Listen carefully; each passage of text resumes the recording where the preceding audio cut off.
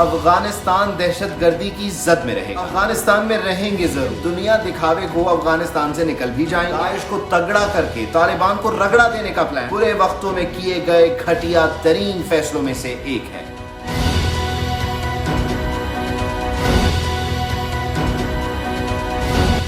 افغان دارالحکومت کابل میں زچہ و بچہ ہسپتال پر 3 مسلح افراد نے حملہ کیا، جس میں 24 افراد جان سے گئے، جبکہ ننگرہار میں ایک جنازے پر خودکش حملے میں 32 افراد نشانہ بنے ہیں۔ کابل کے جس ہسپتال پر حملہ ہوا اور خاص طور پر جس وارڈ کو نشانہ بنایا گیا وہ بین الاقوامی فرانسیسی NGO ڈاکٹرز وداؤٹ بارڈرز کے زیر انتظام ہے، اور حملے کے وقت یہاں کچھ غیر ملکی بھی موجود تھے۔ اس حملے میں مرنے والے 9 مولود عورتیں، جن میں سے اکثر حاملہ تھیں، ہسپتال میں موجود آن ڈیوٹی نرسوں نے بھی اپنی جان گنوائی۔ اس حملے میں بچوں سمیت 16 لوگ زخمی بھی ہوئے ہیں، جبکہ جوابی کارروائی میں تمام حملہ آور مارے گئے ہیں۔ ٹھیک اسی دن صوبہ ننگرہار میں بھی پولیس کمانڈر کے جنازے پر خودکش حملہ ہوا، جہاں سرکاری افسران اور شہریوں کی بڑی تعداد موجود تھی۔ یہاں 32 لوگ زندگی سے گئے، 70 افراد زخمی ہوئے۔ ننگرہار دھماکے کی خاص بات یہ ہے کہ اس کی ذمہ داری داعش خراسان نے قبول کر لی ہے، جبکہ افغان طالبان نے ان دونوں حملوں سے لا تعلقی ظاہر کی ہے۔ اب تک افغانستان سے افغان طالبان کی خبریں آتی رہی ہیں، لیکن داعش یہاں کب، کیسے اور کہاں منظم ہے، اس پر ایک نظر ڈالتے ہیں۔ داعش صوبہ ننگرہار میں خاصی منظم ہے اور یہاں متعدد دہشت گرد کارروائیاں کر چکی ہے۔ افغان امن معاہدے کے بعد دارالحکومت کابل بھی اس کے نشانے پر ہے۔ افغان انٹیلیجنس کا البتہ دعویٰ یہ ہے کہ انہوں نے پیر 11 مئی کو کابل سے داعش خراسانی گروپ کے سربراہ ضیاء الحق المعروف شیخ عمر خراسانی کو 2 اہم داعش رہنماؤں کے ساتھ گرفتار کر لیا ہے۔ یہ حملے اس کا نتیجہ بھی ہو سکتے ہیں۔ خاص طور پر افغان امن معاہدے کی بات کریں اور حالیہ واقعات کو اس سے جوڑا جائے تو رواں سال فروری میں طے پانے والے معاہدے کے تحت 5000 طالبان قیدیوں اور افغان حکومت کے 1000 قیدیوں کی رہائی کا عمل اس وقت افغانستان میں بتدریج جاری ہے۔ معاہدے میں یہ طے ہوا تھا کہ طالبان امن قائم کرنے کے لیے تشدد میں کمی کریں گے۔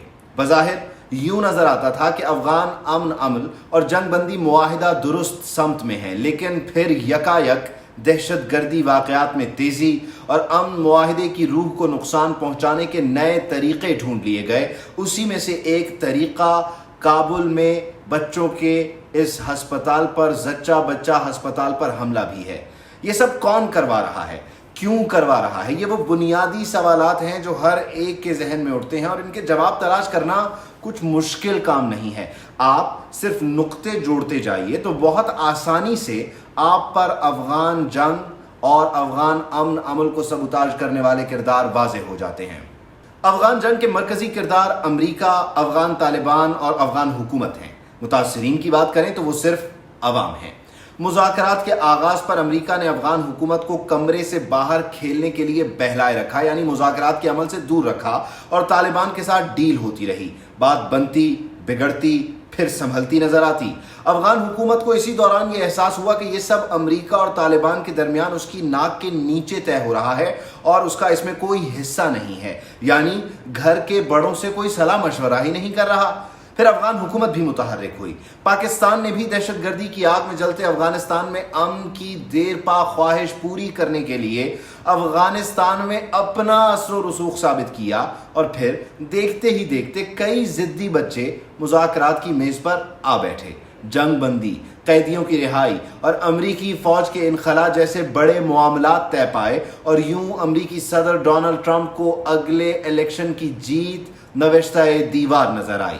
طالبان تشدد کی آگ کو کم کر کے افغان حکومت کے انتظامات میں آہستہ لیکن بہت کم تاخیر سے اپنا کھویا مقام حاصل کرنے کے خواہاں نظر آئے، جبکہ افغان فوج، پینٹاگون، CIA کو اپنی مصروفیات، اپنی آمدن، روبو دبدبہ کھٹائی میں پڑتا دیکھ بولنا پڑا۔ خطے کے 1-2 ممالک کے پیٹ میں بھی مروڑ اٹھے اور شدید تکلیف سے ان کے چہرے لال ہو گئے۔ افغان امن معاہدے کے بعد امریکہ طالبان لو سٹوری بھی خاصی دلچسپ ہے، اور یہ ہر گزرتے دن کے ساتھ مزید مضبوط بانڈ بنتا جا رہا ہے۔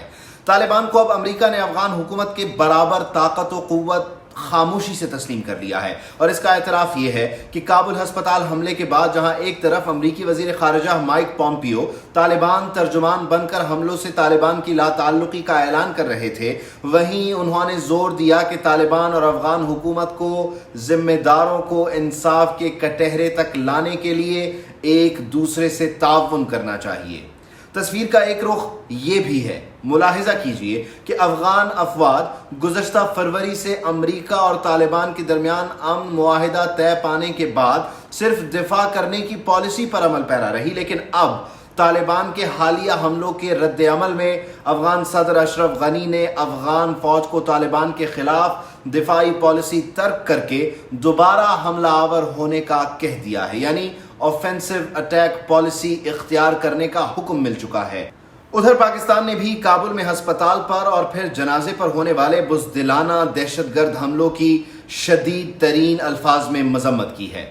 امریکہ کے وزیر خارجہ مائک پومپیو نے اپنے بیان میں یہ بھی کہا کہ جب تک تشدد میں مسلسل کمی نہیں آتی اور افغان مسئلہ کسی تصفیہ طلب حل کی جانب نہیں بڑھتا، تب تک افغانستان دہشت گردی کی زد میں رہے گا، یعنی جنگ جاری رہے گی۔ طالبان نہ صحیح، داعش خراسانی کے نام پر صحیح، افغانستان میں رہیں گے ضرور، طالبان کے دلوں میں بھی اور ان کی جیبوں میں بھی، لیکن دنیا دکھاوے کو افغانستان سے نکل بھی جائیں گے۔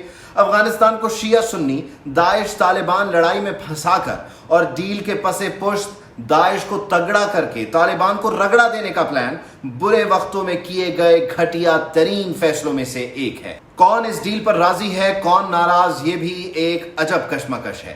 ناراض قوتوں میں افغان حکومت، افغان فوج، شمالی اتحاد اور سب سے بڑھ کر امریکہ کی اپنی CIA شامل ہیں۔ ان تمام فریقوں کی یقیناً کوشش ہوگی کہ یہ معاہدہ کسی صورت ناکام ہو۔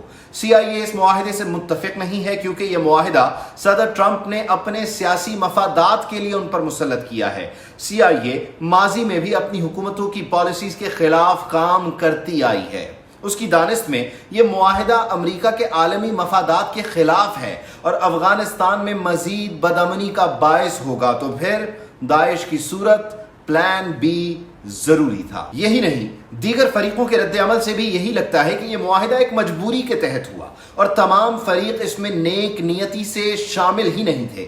ہزاروں امریکی اموات اور $1 کھرب سے بھی زیادہ رقم خرچ کرنے کے باوجود امریکی فوج افغانستان میں امن تو دور کی بات ایک مضبوط حکومت قائم کرنے میں بھی ناکام رہی ہے، اور بدترین شکست کے بعد یہاں سے اب اسے لوٹنا پڑ رہا ہے۔ بہت سے فریق اس معاہدے سے نالا بھی ہیں اور اسے ناکام کرنے کے لیے ایڑی چوٹی کا زور لگا رہے ہیں۔ افغان حکومت نے ابتدا ہی میں معاہدے کی روح کے خلاف 5000 طالبان قیدیوں کو رہا کرنے سے انکار کر دیا تھا۔ افغان افواج بھی اس معاہدے کے خلاف ہیں کیونکہ طالبان کی کامیابی میں انہیں اپنا مستقبل مخدوش نظر آتا ہے۔ افغان افواج کو تقریباً 15 سال سے خطیر امریکی امداد سے پروان چڑھایا گیا ہے اور اس وقت ان کا افغان سیکیورٹی معاملات میں ایک اہم کردار ہے۔ ان کے مالی اور دیگر مفادات بھی موجودہ نظام میں ہی پوشیدہ ہیں۔ یقیناً اپنی اہمیت اور مفادات کے تحفظ کے لیے افغان فوج معاہدے کے نفاذ میں روڑے اٹکائے گی، اور یہی وجہ ہے کہ امن معاہدے پر ہوتے عمل کو دیکھ یہ چھوٹے موٹے گروپس کو گراؤنڈ سپورٹ فراہم کرے گی کہ کسی طرح مائی باپ یہاں انگیج رہے اور کچھ بھاری رقم افغان فوج کی جیب میں آتی رہے۔ یہی نہیں، یہاں یہ امن معاہدہ ہوتا دیکھ، خطے میں امن قائم ہوتا دیکھ، دو بیرونی فریق ایران اور بھارت اس معاہدے کی وجہ سے افغانستان میں اپنے اثر و رسوخ میں کمی دیکھ رہے ہیں۔ بھارتی حکومت نے افغانستان میں خطیر سرمایہ کاری کر رکھی ہے۔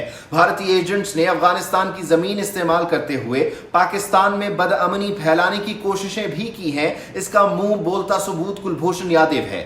امن کا دورہ ہوگا تو نہ صرف بھارت کی سرمایہ کاری کے ڈوبنے کا خطرہ ہے بلکہ اس کی پاکستان مخالف سازشیں بھی ناکام ہو جائیں گی۔ بلوچستان میں مداخلت ہو یا سی پیک کے خلاف سازشیں، یہی نہیں، قبائلی اضلاع میں نفرت کی چنگاریوں کو بھڑکانا، بھارت کا یہ پلان اور کابل نیٹ ورک فیل ہو جائے گا، بھاری سرمایہ کاری ڈوب جائے گی، اور یہی وجہ ہے کہ افغان فسادیوں کو بھارت کندھے تھپ تھپاتا ملے گا۔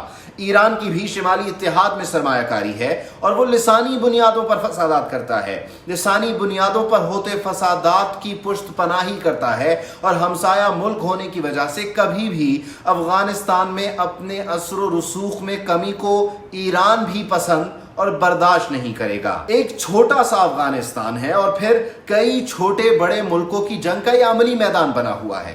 یہاں بھی چین اور رشیا بھی ہیں۔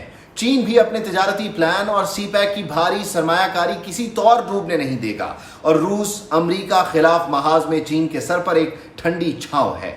پاکستان اپنے تعلقات اور فیوچر پلان پر فوکسڈ ہے، جبکہ ایران اور انڈیا کی سازشیں اپنی جگہ موجود ہیں۔ ٹرمپ، CIA، افغان حکومت اور فوج کے اپنے on the table off the table points ہیں، داعش سب پر آیا ہے، لیکن یہ پراکسی وار کون جیتے گا، کب جیتے گا، اتنی جلدی اس کا اندازہ غلط ہوگا، کیونکہ یہ ایک صبر طلب کام ہے اور نیک نیت چال ساز یہاں کامیاب ہو جائے گا۔ 100 میں سے 100 نمبر اسی کے ہیں جو آرام سے افغان جنگ کی صورت بندی ایک ایک بدامنی کی گرہ کھولے اور بدامنی میں لپٹے افغانستان کی پلیٹ میں اٹھتے طوفان کو ٹھنڈا کرے۔ افغانستان میں امن لازم ہے، کیونکہ اتنے خون بہا اور دہائیوں پر محیط خانہ جنگی سے تنگ نئی افغان نسل کو امن چاہیے۔ نئی افغان نسل کو قابو کرنا پھر شاید کسی بھی بڑے دانا اور جنگجو کے بس کی بات نہیں رہے گی، کیونکہ وہ جب سب سے متنفر ہوا تو افغانستان کا نقشہ کچھ اور ہوگا، یہاں کسی کی نہیں چلے گی۔ اور ویسے بھی امن کسی بھی انسان کا بنیادی حق ہے، اسی طرح یہ افغانیوں کا بھی حق ہے، اور یہ انہیں جتنا جلدی مل جائے اتنا اچھا بھی۔